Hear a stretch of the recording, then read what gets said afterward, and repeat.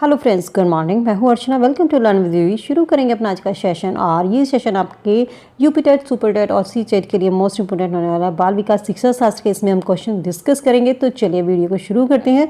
First question आप सभी के सामने। आपसे मेरी एक रिक्वेस्ट है, अगर आपने अभी तक मेरे चैनल को सब्सक्राइब नहीं किया है तो प्लीज़ चैनल को सब्सक्राइब कर लीजिए, साथ ही बेल आइकन को प्रेस कर लीजिए जिससे नई वीडियो का नोटिफिकेशन आपको समय से मिल सके। फर्स्ट क्वेश्चन देखते हैं। तो कौन व्यक्तित्व का प्रक्षेपी परीक्षण नहीं है? रोषाशाही धब्बा, शब्द साहचर्य, TAT, ये तीनों ही आपके व्यक्तित्व के प्रक्षेपी परीक्षण है। जो कि नहीं है वो है आपका 16 PF परीक्षण। ये क्या है? इसमें 16 सील गुणों को मापा जाता है। कैटल ने दिया था 1956 में। RB कैटल इनका पूरा नाम है। RB कैटल ने दिया था 16 PF टेस्ट। ठीक है। रोषाशाही धब्बा परीक्षण, इसके ये किसने दिया था? हरमन रोषा के द्वारा इसको दिया गया था। और शब्द साहचर्य परीक्षण, इसके अलावा टेट परीक्षण आपका 1935 में मरे और मॉर्गन ने दिया था। नेक्स्ट क्वेश्चन है, आवश्यकता का पदानुक्रम सिद्धांत किसने प्रतिपादित किया था? आवश्यकता का पदानुक्रम सिद्धांत किसने प्रतिपादित किया था? राइट आंसर यहाँ पर होगा हमारा, जल्दी से आंसर कीजिए। किसने? वाटसन ने, मैस्लो ने, पावलो, कॉलर, किसके द्वारा दिया गया था पदानुक्रमिक सिद्धांत? राइट आंसर होगा 2, मैस्लो के द्वारा पदानुक्रमिक सिद्धांत दिया गया था। अब इसे पदानुक्रमिक सिद्धांत क्यों कहते हैं? क्योंकि इसमें जितनी भी आवश्यकताओं की पूर्ति होती है क्रमबद्ध तरीके से होती है। सबसे पहले इंसान की नीड होती है साइकोलॉजिकल नीड, जिसमें हम क्या करते हैं, रोटी, कपड़ा और मकान की ज़रूरत सबसे पहले होती है। इसमें साइकोलॉजिकल नीड में इंसान अपनी सबसे पहली ज़रूरतें पूरी करता है। इसके बाद आती है इंसान की सिक्योरिटी नीड, फिर वो अपनी शिक्षा रोजगार संबंधी ज़रूरतें पूरी करता है। नेक्स्ट आती है हमारी सोशल नीड। सोशल नीड में सामाजिक ज़रूरतें क्या होती हैं? घर, परिवार, बच्चे। क्योंकि इंसान किसके लिए कर रहा है? समाज में रहने के लिए। समाज में उसे किसी सहारे की ज़रूरत होती है। तो ये सभी ज़रूरतें इंसान क्यों पूरी करता है? अपनी सामाजिक आवश्यकता, घर, परिवार, बच्चे से इसकी ज़रूरतें पूरी होती है। नेक्स्ट आता है इसमें स्टीम नीड्स, यानी कि गरिमा संबंधी ज़रूरतें। इन सब चीज़ों को करने के बाद इंसान आत्मसम्मान चाहता है, समाज में अपना गौरवपूर्ण जीना चाहता है। सेल्फ रेस्पेक्ट से रिलेटेड इंसान की ज़रूरत होती है। ये 5 आती है और सबसे लास्ट में आती है सेल्फ एक्चुअलाइजेशन, यानी कि आत्मबोध। ये अंतिम चरण है और मैस्लो ने इसको मोस्ट इंपॉर्टेंट माना है, क्योंकि इसमें इंसान वो कार्य करता है जो वो पूरी लाइफ में नहीं कर पाया। अपने मन की शक्ति को जानता है, अपनी इच्छा से काम करता है, अपनी इच्छा का वो काम करना चाहता है जो सोचता है चलो यार पूरी लाइफ हो गई ये करते करते करते करते, अब हमें कहीं घूमने जाना चाहिए, थोड़ा समय अपने लिए बिताना चाहिए। इस स्टेज पर आकर इंसान की ये सब ज़रूरतें वो पूरी करने की कोशिश करता है। तो इसको मैस्लो ने मोस्ट इंपोर्टेंट माना है। और पदानुक्रमिक सिद्धांत जो होता है, पूछ लिया जाता है निम्न स्तर से उच्च स्तर की तरफ ये होता है। ठीक है। अगले क्वेश्चन की ओर आगे बढ़ते हैं। निम्न में से किसको मुख्य ग्रंथि कहा गया? मुख्य ग्रंथि किसको कहा गया? थायराइड को, अंतःस्रावी ग्रंथि, एड्रिनल और पीयूष ग्रंथि। राइट ऑप्शन होगा यहाँ पर पीयूष ग्रंथि। पीयूष ग्रंथि को मुख्य ग्रंथि यानी कि मास्टर ग्लैंड कहते हैं। ये आकार में मटर के दाने के जैसी होती है और इसका भार होता है 0.6 ग्राम भार इसका होता है। ठीक है। चलिए अगले क्वेश्चन की ओर आगे बढ़ते हैं। और ये कहाँ पर स्थित होती है? कभी कभी एग्जाम में पूछा जाता है कहाँ पर स्थित होती है, तो मस्तिष्क के निचले हिस्से में ये स्थित होती है। मस्तिष्क के निचले हिस्से में स्थित होती है। साथ साथ ये भी नोट कर लीजिएगा। अगला क्वेश्चन है, सामूहिक अचेतन का संप्रत्यय किसने दिया था? सामूहिक अचेतन का संप्रत्यय किसके द्वारा दिया गया था? यंग के द्वारा, एडलर के द्वारा, फ्रायड के द्वारा या सलीवन के द्वारा? तो सही आंसर होगा यहाँ पर युंग के द्वारा सामूहिक अचेतन का। युंग ने अचेतन के 2 प्रकार बताए थे, व्यक्तिगत अचेतन और सामूहिक अचेतन। युंग ने कहा था कि व्यक्ति जो गुण अर्जित करता है वो वंशानुक्रम होते हैं। इसको सामूहिक अचेतन कहा। किसको? कि जो हमें वंशानुक्रम से गुण प्राप्त होते हैं, जो एक पीढ़ी से दूसरी पीढ़ी में चले आ रहे हैं। ठीक है, वो होता है हमारा सामूहिक अचेतन। अगला है, अंगूर खट्टे हैं, किसका उदाहरण है? अंगूर खट्टे हैं रक्षा युक्तियों से, जहाँ से आपके मोस्ट इंपोर्टेंट टॉपिक है और आपके एग्जाम में यूपी टेट आप उठाकर देख लीजिए, यहाँ से आपका क्वेश्चन हर साल एक ना क्वेश्चन ज़रूर पूछा जाता है। अंगूर खट्टे हैं, ऑप्शन सही होगा यहाँ पर युक्तिकरण। 2 युक्तिकरण। ठीक है। युक्तिकरण क्या होता है? इसके द्वारा व्यक्ति अपनी कमियों को, अपनी असफलताओं को सही देने के लिए तर्क प्रस्तुत करता है। जैसे ये सभी हर कोई कभी ना कभी अपनी लाइफ में अपने लेवल पे किसी न किसी ने ये सब किया है। जैसे हम बच्चे को बहका देते हैं। बच्चा जब किसी चीज़ को कहता है, अगर आपके जेब में पैसे नहीं हैं और बच्चे ने आपसे कहा कि हमें ये चीज़ चाहिए, तो आप बच्चे को कह देंगे बेटा ये चीज़ अच्छी नहीं है। या जलेबी बच्चे ने मांगी तो कह दिया जलेबी अच्छी नहीं है, जलेबी ठीक नहीं है, यहाँ पर गंदी जलेबी मिलती है। तो इसी तरीके से जब लोमड़ी को अंगूर हाथ नहीं आए थे, लोमड़ी ने बोल दिया था कि अंगूर खट्टे हैं। तो ये किसका है? युक्तिकरण का। दमन में क्या होता है? दमन में जब कोई विचार हमारे मन में आते हैं तो हमारे मन में कोई संघर्ष उत्पन्न होता है, तो उस संघर्ष से छुटकारा पाने के लिए, उस पीड़ा से बचने के लिए हम उन बातों का दमन करते हैं, अपने विचारों का, अपनी इच्छाओं का दमन करते हैं, जिन्हें हम किसी से व्यक्त नहीं कर पाते, किसी से एक बात को कहने में हम असमर्थ होते हैं, तो हम उनका दमन कर देते हैं। नेक्स्ट आता है प्रतीपगमन। प्रतीपगमन होता है वापस आना। इसमें क्या होता है कि इंसान अपने शैशव काल में वापस लौटता है, बचपन में वापस लौटता है, जहाँ ये सब चिंताएं नहीं होती हैं। जिस तरीके से आपने देखा होगा, हम आंसू बहाते हैं। क्यों बहाते हैं? क्योंकि हमें पता है बचपन में हम आंसू बहाकर अपनी मम्मी से बात मनवा लिया करते थे, तो इसीलिए हम सोचते हैं अगर हम कोई हमारी बात नहीं मानता तो हमें रोना आ जाता है, सोचते हैं शायद हमारी बात कोई मान ले। क्यों? क्योंकि हम बचपन में ऐसा करते थे।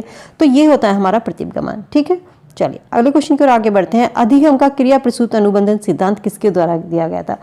क्रिया प्रसूत अनुबंधन का सिद्धांत, जल्दी से आंसर कीजिए, क्योंकि यहाँ से आपके और क्रिया प्रसूत अनुबंधन के जितने भी नाम हैं यहाँ पर आपको याद होने चाहिए, क्योंकि ये सभी नाम आपसे एग्जाम में पूछे जाते हैं। क्रिया प्रसूत अनुबंधन के और क्या क्या नाम है, ये भी क्वेश्चन आपसे एग्जाम में पूछा जाता है।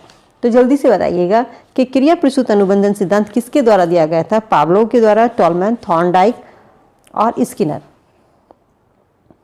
राइट आंसर होगा यहाँ पर स्किनर। स्किनर ने क्रिया प्रसूत अनुबंधन का सिद्धांत दिया था। पूरा नाम है इनका BF स्किनर, और इन्होंने प्रयोग किया था कबूतर के ऊपर। इसके अन्य नाम क्या है? सक्रिय अनुबंधन सिद्धांत के नाम से जाना जाता है, नैमित्तिक सिद्धांत, रिक्त प्राणी उपागम सिद्धांत, कार्यात्मक प्रतिबंधता का सिद्धांत। ठीक है, और RS थ्योरी, RS थ्योरी के नाम से इसको जाना जाता है। तो ये सभी नाम आप इसके नोट कर लीजिएगा। औसत बुद्धि वाले बालकों की बुद्धि लब्धि IQ किसके बीच होगी? IQ किस भाषा का शब्द है ये? IQ जर्मन भाषा का शब्द है। इंटेलिजेंस कोशेंट, फुल फॉर्म क्या होगी इसकी? Intelligent quotient. सबसे पहले इसका प्रयोग किसने किया था? 1912 में किया था विलियम स्टर्न ने किया था। और औसत एवरेज, औसत बुद्धि यानी कि एवरेज बच्चे की IQ कितनी होगी? 90 से 109 के बीच में होगी। नेक्स्ट क्वेश्चन है, प्याजे के संज्ञानात्मक विकास में अमूर्त तर्क और परिपक्व चिंतन किस अवस्था की विशेषताएं हैं? संवेदनात्मक गामक अवस्था की, पूर्व संक्रियात्मक, औपचारिक संक्रियात्मक या मूर्त संक्रियात्मक अवस्था? जल्दी से आंसर कीजिए। सही ऑप्शन होगा इसका थर्ड, औपचारिक संक्रियात्मक अवस्था, यानी कि मूर्त अवस्था, जो कि 11 वर्ष से प्लस ऊपर मानी गई है। इसमें बच्चा काल्पनिक रूप से सोचना शुरू करता है। संवेदनात्मक गामक अवस्था कौन सी होती है? 0 से 2 वर्ष की अवस्था होती है, जिसमें बच्चा अपनी ज्ञानेंद्रियों के माध्यम से सीखता है। पूर्व संक्रियात्मक अवस्था 2 से 7 वर्ष मानी गई है, जिसमें बच्चा अनुकरण के माध्यम से सीखता है, रोल प्ले मेथड से, कि किसी को देखकर, कार्टून को देखकर, या घर में किसी को देखता है, मम्मी पापा बनकर बच्चे खेलना शुरू करते हैं। मूल संक्रियात्मक अवस्था 7 से 11 वर्ष की मानी गई है, जिसमें बच्चा तार्किक रूप से सोचना शुरू करता है। कई बार एग्जाम में क्वेश्चन पूछा है कि बच्चा किस एज में तार्किक चिंतन स्टार्ट कर देता है, तो वो होती है हमारी मूल संक्रियात्मक, यानी 7 से 11 वर्ष की अवस्था। और 2 से 7 वर्ष पूर्व संक्रियात्मक अवस्था, भाषा की सबसे अच्छी एज इसको माना गया है, जिसमें बच्चा भाषा सीखता है। तो इस क्वेश्चन का आंसर यहाँ पर होगा थर्ड। नेक्स्ट क्वेश्चन है, निम्न में से भूलने का कारण नहीं है। भूलने का क्या कारण नहीं है? मानसिक इंद्र, सीखने की मात्रा, पुनरावृत्ति का अभाव, ये तीनों ही भूलने का कारण हो सकते हैं। शिक्षक की योग्यता भूलने का कारण नहीं है, तो ऑप्शन 4 यहाँ पर सही आंसर होगा। नेक्स्ट क्वेश्चन है, स्पीयरमैन के अनुसार तर्क करने की क्षमता और समस्या समाधान करने की क्षमता क्या कहलाती है? स्पीयरमैन के अनुसार तर्क करने की क्षमता और समस्या समाधान करने की क्षमता क्या कहलाती है? ऑप्शन सही होता है यहाँ पर 3, जी कारक फैक्टर दिया था स्पीयरमैन ने 1904 में, और इन्होंने बुद्धि को एक सामान्य योग्यता कहा था। कहते हैं कि अगर बच्चा किसी क्षेत्र में अच्छा है तो वह दूसरे में भी अच्छा होगा, अगर एक में अच्छा नहीं है तो वह किसी में भी अच्छा नहीं होगा। उन्होंने कहा कि बुद्धि एक सामान्य योग्यता है, और स्पीयरमैन ने कहा कि बुद्धि को मापा जा सकता है और इसको अंकों में प्रदर्शित किया जा सकता है। ठीक है, अगला क्वेश्चन है, अधिगम स्थानांतरण के द्वितत्व सिद्धांत के प्रवर्तक कौन थे? थॉर्नडाइक, स्पीयरमैन, गिलफोर्ड या जर्ड? ऑप्शन हमारा सही होता है यहाँ पर 2, स्पीयरमैन, जिन्होंने द्वितत्व का सिद्धांत दिया था। इसके अलावा इन्होंने त्रिस्तरीय सिद्धांत भी स्पीयरमैन ने दिया था। ठीक है, थॉर्नडाइक ने बहुतत्व का सिद्धांत दिया था, और गिलफोर्ड ने बुद्धि संरचना का सिद्धांत दिया था। ठीक है, चलिए अगले क्वेश्चन की ओर आगे बढ़ते हैं। सीखी हुई बात को स्मरण रखने और पुनः स्मरण रखने की असफलता क्या कहलाती है?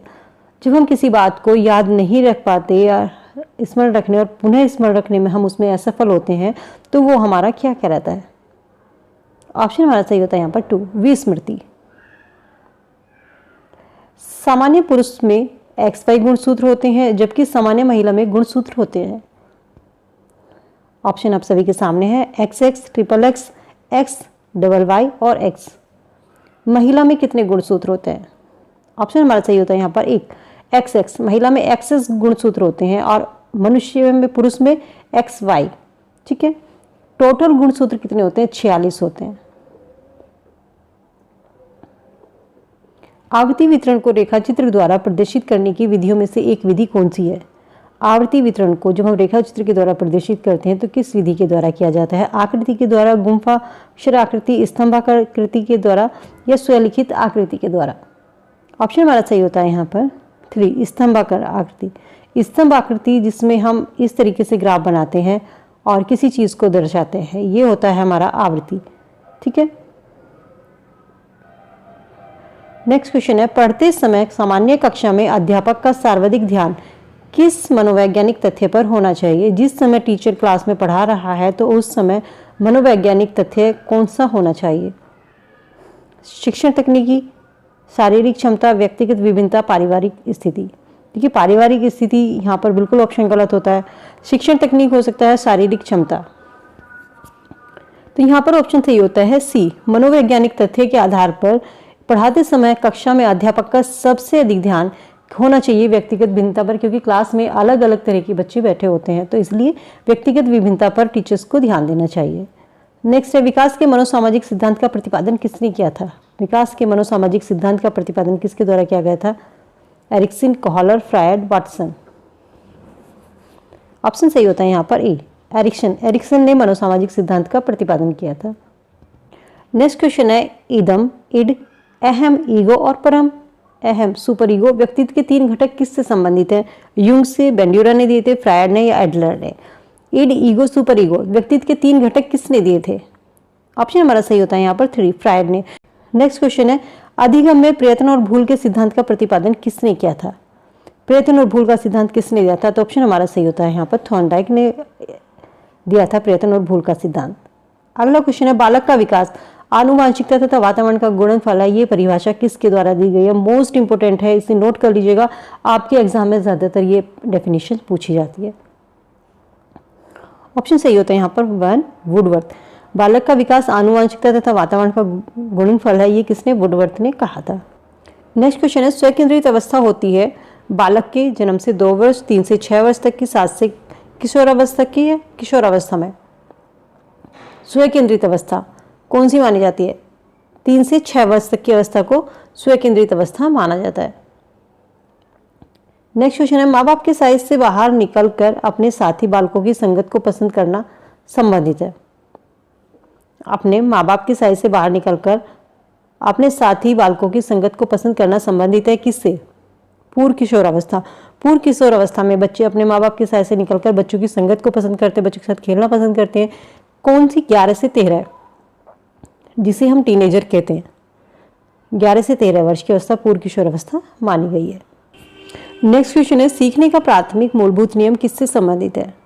सीखने का प्राथमिक मूलभूत नियम किससे संबंधित है? अभ्यास कार्य से, परिणाम की अपेक्षा से, प्रशंसा से, तत्परता से। ऑप्शन हमारा सही होता है यहाँ पर 4, तत्परता से। थॉर्नडाइक ने सीखने के 3 नियम दिए थे, तत्परता का नियम, प्रभाव का नियम और अभ्यास का नियम। ठीक है, सो फ्रेंड, ये था हमारा बाल विकास मनोविज्ञान का प्रैक्टिस सेट, जिसमें हमने कुछ इंपोर्टेंट क्वेश्चन डिस्कस किए हैं। उम्मीद करती हूँ कि वीडियो आपके लिए यूजफुल होगी। वीडियो कैसा लगा है? अगर पसंद आया हो तो इसे लाइक ज़रूर कीजिएगा और फीडबैक कमेंट सेक्शन में कमेंट करके ज़रूर दीजिएगा।